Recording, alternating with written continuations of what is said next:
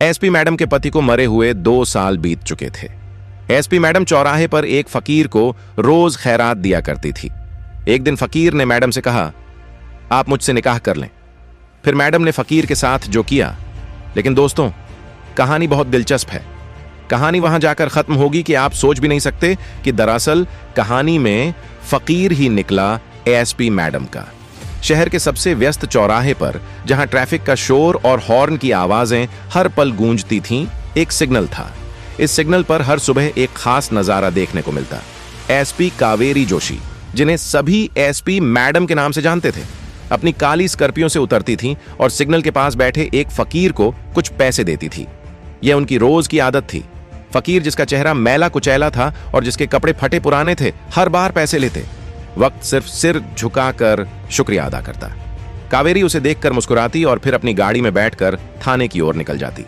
कावेरी एक तेज, निडर और ईमानदार पुलिस अधिकारी थी। 2 साल पहले उनके पति आदित्य मल्होत्रा, जो खुद एक व्यापारी थे, एक रहस्यमयी हादसे में मारे गए थे। उनकी मौत ने कावेरी को तोड़ दिया था, लेकिन उन्होंने अपने दर्द को अपने काम में डुबो दिया। फिर भी हर सुबह इस फकीर को पैसे देना उनके लिए एक अजीब सी राहत का कारण बनता था। शायद इस फकीर की उदास आंखों में उन्हें कुछ ऐसा दिखाई देता था जो उन्हें उनके अतीत से जोड़ता था। एक दिन बारिश की हल्की फुहारों के बीच कावेरी ने हमेशा की तरह फकीर को पैसे दिए, लेकिन उस दिन फकीर ने कुछ ऐसा कहा जिसने कावेरी को चौंका दिया। उसने धीमी और कर्कश आवाज में कहा, मैडम, आप मुझसे निकाह कर लें। उन्होंने फकीर की ओर देखा, जैसे वे जानना चाहती हों कि क्या वह मजाक कर रहा था। कावेरी ने हल्के से हंसते हुए कहा, तुम भी ना कुछ भी बोलते हो, ये लो कुछ और पैसे और जाकर कुछ खा लो। लेकिन फकीर ने पैसे नहीं लिए। उसने सिर्फ कावेरी को गहरी नजरों से देखा और चुपचाप सिर झुका लिया। कावेरी उस दिन थाने तो पहुंच गई, लेकिन उनका दिमाग उसी बात पर अटक गया। फकीर की बात ने उन्हें परेशान कर दिया था। उसकी आंखों में कुछ ऐसा था जो उन्हें बार बार आदित्य की याद दिला रहा था। रात को घर लौटते वक्त उन्होंने सोचा, शायद मैं ज्यादा सोच रही हूं। अगले दिन कावेरी ने फिर फकीर को पैसे देने की कोशिश की, लेकिन उसने फिर इनकार कर दिया। इस बार उसने कहा, मैडम, मैं आपके लिए कुछ कर सकता हूं, आप मुझे एक मौका दें। कावेरी को गुस्सा आया। उन्होंने सख्त लहजे में कहा, देखो, मैं तुम्हारी मदद करती हूं, इसका यह मतलब नहीं कि तुम कुछ भी बोलोगे, अपनी हद में रहो। लेकिन फकीर ने हार नहीं मानी। उसने कहा, मैडम, मैं जानता हूं आपको लगता है कि मैं पागल हूं, लेकिन मेरी बात सुनिए, मैं आपके लिए कुछ ऐसा कर सकता हूं जो कोई और नहीं कर सकता। कावेरी को उसकी बातों में कुछ अजीब सा आत्मविश्वास महसूस हुआ। उन्होंने उसे एक लंबी नजर से देखा और कहा, ठीक है, बताओ तुम क्या कर सकते हो। फकीर ने कहा, मैडम, शहर में एक बड़ा अपराध होने वाला है, मैं आपको इसकी खबर दे सकता हूं। कावेरी को हंसी आ गई। एक फकीर और अपराध की खबर, लेकिन उनकी पुलिस वाली फितरत ने उन्हें रोक लिया। उन्होंने कहा, अच्छा बताओ, क्या खबर है। फकीर ने धीमी आवाज में कहा, कल रात मैंने सिग्नल के पास एक गोदाम में कुछ लोगों को हथियारों के साथ देखा। वे कुछ बड़ा प्लान बना रहे हैं। उसने जगह और कुछ लोगों के हुलिये का भी जिक्र किया। कावेरी ने उसकी बात को हल्के में लिया, लेकिन फिर भी अपने एक जूनियर अफसर को उस जगह की तफ्तीश के लिए भेजा। अगले दिन पुलिस ने छापा मारा और वहां से गैर कानूनी हथियारों की एक बड़ी मात्रा बरामद की। कावेरी हैरान थी, एक फकीर ने इतनी सटीक जानकारी कैसे दी। उन्होंने अगले दिन सिग्नल पर फकीर से बात करने का फैसला किया। जब वे सिग्नल पर पहुंची, फकीर वहीं बैठा था। कावेरी ने उससे पूछा, तुमने वह जानकारी कैसे दी? तुम हकीकत में हो कौन? फकीर ने मुस्कुराते हुए कहा, मैडम, मैं वही हूं जो दिखाई देता हूं, लेकिन मैं इस शहर को आपसे बेहतर जानता हूं। उसकी बातों में एक राज था। अगले कुछ हफ्तों में फकीर ने कावेरी को कई छोटे बड़े अपराधों की खबरें दी और हर बार उसकी जानकारी सही साबित हुई।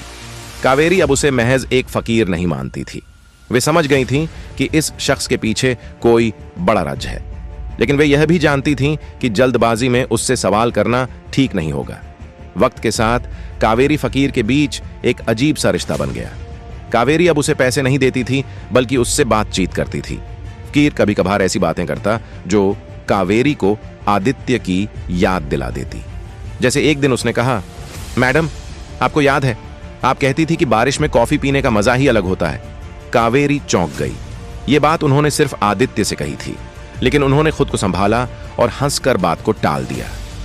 एक रात जब कावेरी थाने से देर से घर लौट रही थी, उनकी गाड़ी अचानक खराब हो गई। बारिश तेज थी और सड़क सुनसान।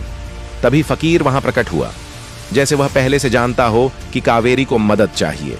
उसने गाड़ी ठीक करने में उनकी मदद की और कहा, मैडम आप अकेले इतनी रात को ना निकला करें। उसकी आवाज में एक अजीब सी फिक्र थी। कावेरी ने उस रात फकीर को अपने घर चलने को कहा। पहले तो उसने मना किया, लेकिन कावेरी के जिद करने पर मान गया। घर पहुंचकर कावेरी ने उसे खाना दिया। खाना खाते वक्त फकीर ने कहा, मैडम ये खाना, ये स्वाद मुझे बहुत पुरानी याद दिलाता है। कावेरी का दिल तेजी से धड़कने लगा, लेकिन उन्होंने उससे कुछ नहीं पूछा।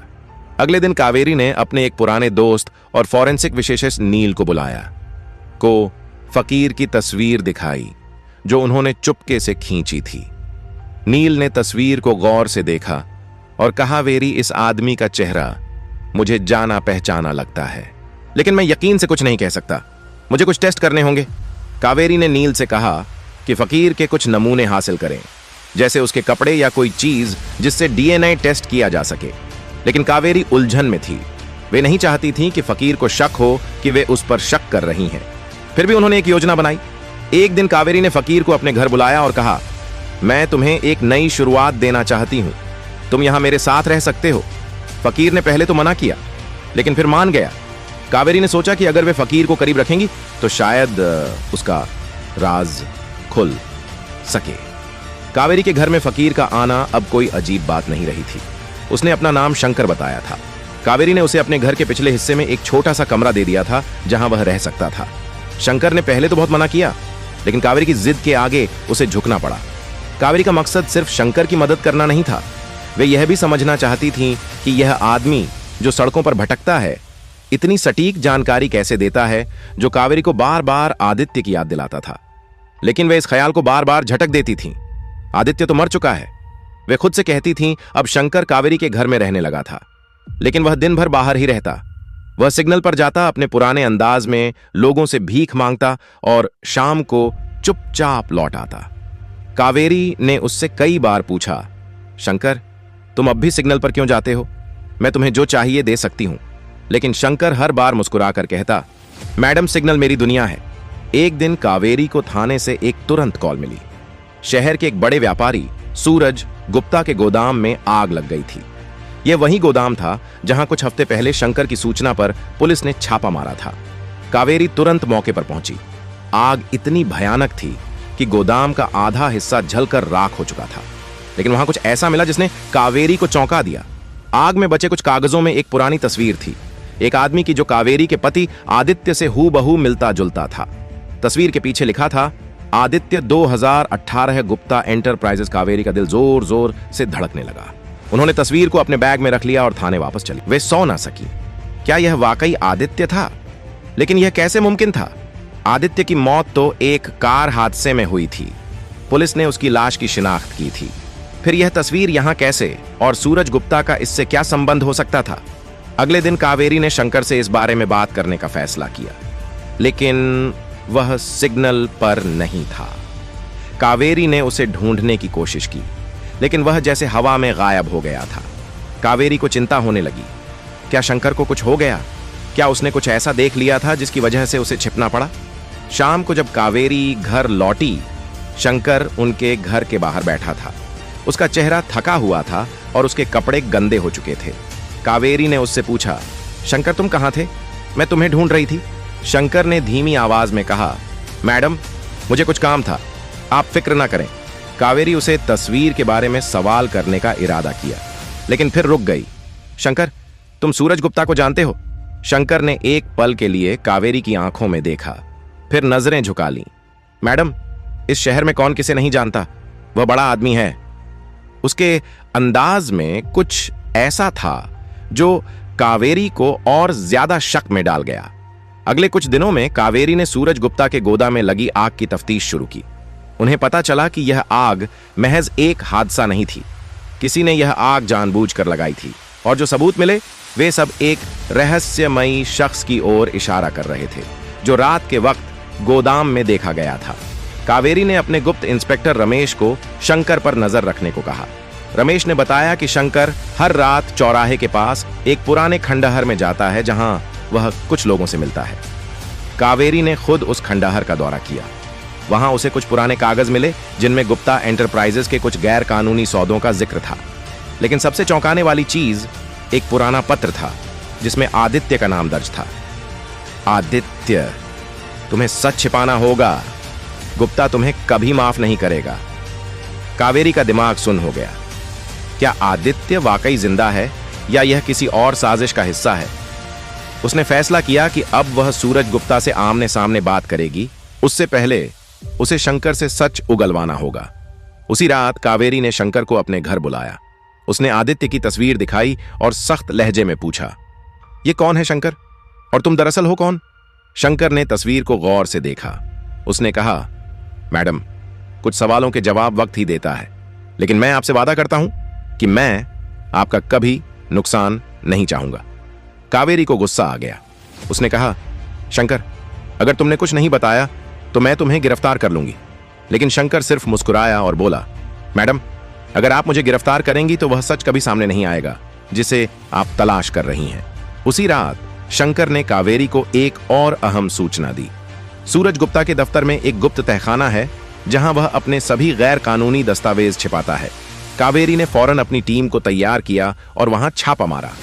तहखाने में उन्हें कई अहम सबूत मिले।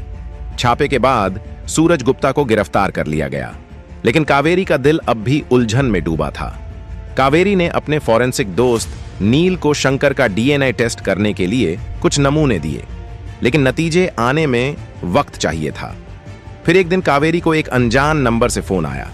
दूसरी ओर एक भारी और सख्त आवाज थी, एसपी मैडम, आप बहुत होशियार हैं, लेकिन सच के करीब जाने की कीमत चुकानी पड़ती है। शंकर को छोड़ तो कॉल कट गई। कावेरी को अब यकीन हो गया कि शंकर कोई आम भिखारी नहीं है, लेकिन वह यह भी जानती थी कि अब पीछे हटना मुमकिन नहीं। उसका दिल और दिमाग शंकर के राज में उलझ चुके थे। हर रात वह सोचती, शंकर आखिर कौन है? उसकी बातों में, उसके अंदाज में वह क्या है जो मुझे बार बार आदित्य की याद दिलाता है? लेकिन उसे अंदाजा था कि शंकर का सच इतनी आसानी से सामने नहीं आएगा। दूसरी ओर शंकर, जो अब कावेरी के घर में रहता था, पहले से भी ज्यादा रहस्यमयी बन गया था।